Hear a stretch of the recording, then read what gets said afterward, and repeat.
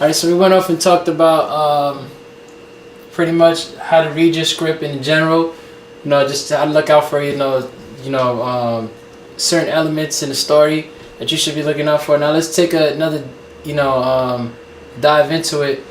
This time around, we'll be talking about how to really dissect your script to understand or really make sense of the characters and really add interest in the characters, because we just have a story and you're not making people emotionally attached if you go out there and forget about the interest that you can bring forth with enhancing the characters, or what you have to say about them or the story behind their lives, because once again you are a storyteller, right?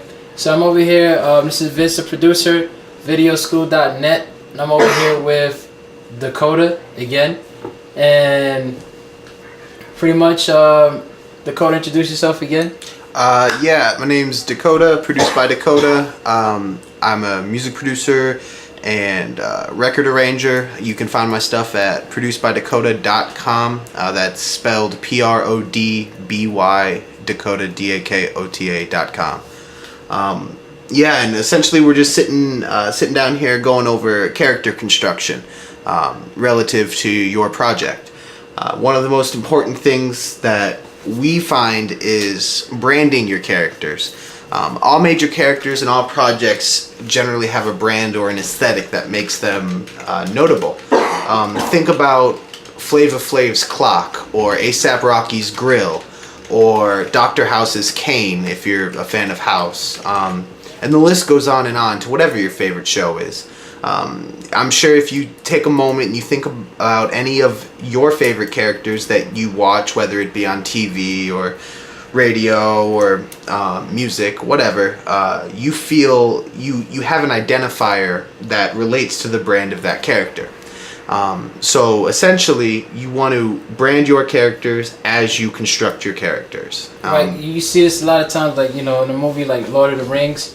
Obviously it's not going to be people in the urban setting, you know what I'm saying? So you'll see like a lot of back in the day looks, or just like Dakota mentioned, you want to think in terms of brand, or you want to think of in terms of consistency in wardrobe, making sure that everything is making sense, because it does add meaning to the story.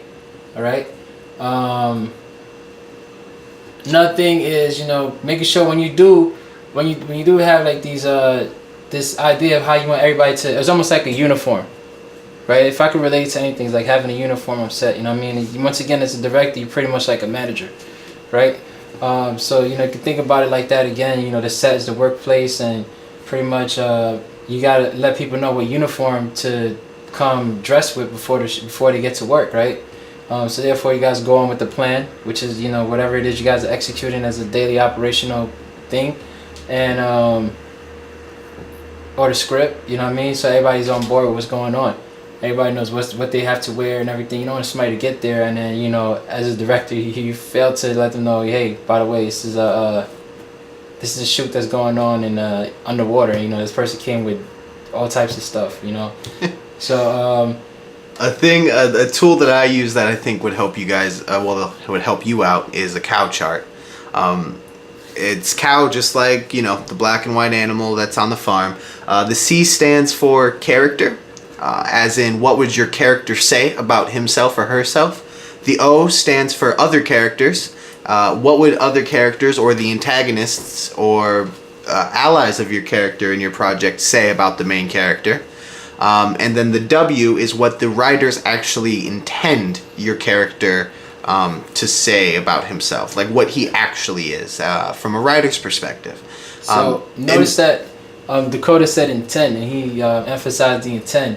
Why is that? Because not all characters are honest with themselves. Some characters, and more often than not, to add a aspect of humanity and an aspect of reality to a character, the main character might not have come to terms with certain things in his fictional life. Say, for example, him and his girlfriend are on rocky terms. Well, he hasn't come to terms with that yet. So to him and his girlfriend are still actively going out. But for the other characters in the story, say another gentleman who wants to swoop and steal his girlfriend, or of the writers of the story, the outlook on what they know what's going to happen. So what they know to be true and what the main character at that time knows to be true, or other characters in the story know to be true, might not be in line. Also, another thing about about what the writer intends is pretty much in the script it might be written that this person is for instance, like this person is British, but in reality, the character that you actually cast for it, because it was a casting decision. The character wasn't British at all. He was probably Australian, or maybe French or whatever. You know what I mean? Or like me, Canadian, right? With a weird accent. So the thing that the writers put down in the script doesn't always have to be 100% on. It's just a matter of you getting the general feel for it. You know what I'm saying? It doesn't. In fact, it could be very much opposing. He could be. He could be. The person could be very feminine. I don't know too much about that, but as long as it's I don't want to say. I want to say all the way feminine, but if this one guy is somewhat there, and the character's supposed to be more aggressive. As long as at the end of the day.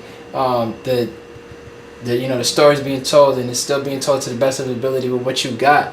Maybe this person that you casted out, they didn't meet all the requirements, but they pretty much a lot of conditions were met. Probably that was the best person you could have went with at the time. Person who was most comfortable, that is, with the role that was being offered to them. So not all the time that what the writer's intent has to be all the way true. It just serves more so like a guide. And that's my Facebook going off.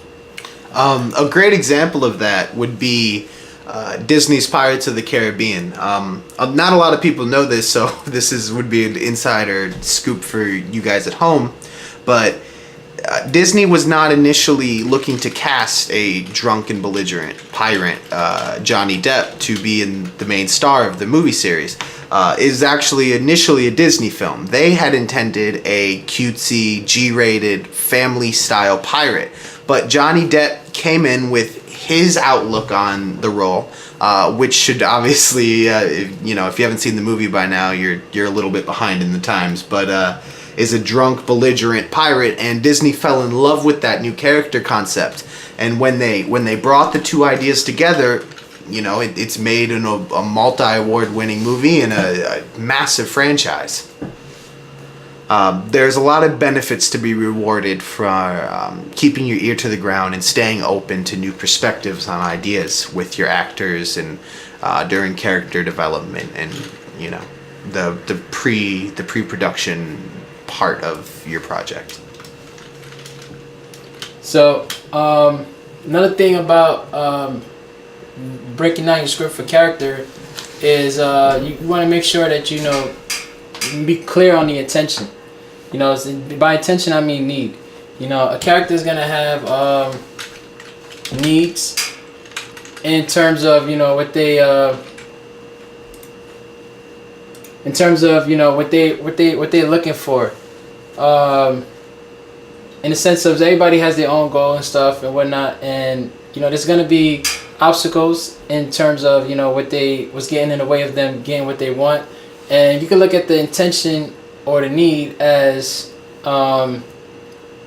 just as I mentioned before, something they need, and also somebody else is somebody else is a good idea to enhance the story by having a character with an opposing need, or someone who's who's kind of getting in the way of what they need. So for instance, if I was making a video or a film about me needing $1 million, there's somebody out there who's probably me preaching or me striving for prosperity. Maybe somebody else may be striving for something else.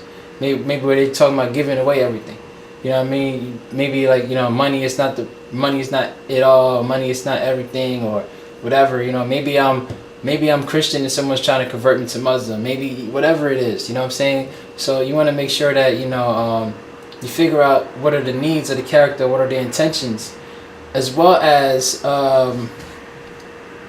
making sure that you have, with these needs, you accompany it with what's called obstacles.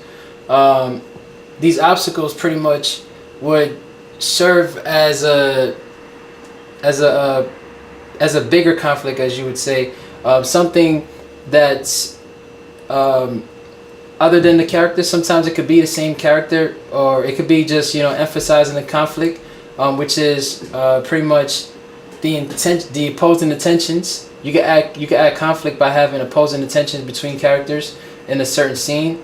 You could pretty much usually what people tend to do is they take a conflict that's other than the character, and they'll other than the opposing character, and they'll use like something exterior as far as that goes.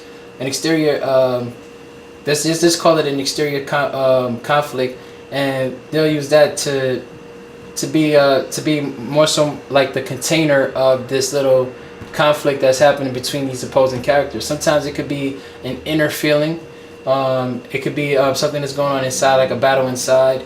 Maybe the person wants to pull a gun on someone, and maybe pull a trigger on someone, and somebody else is telling him not to. Whereas his inside, he's having second doubts about it or whatnot, or she's having second doubts about it.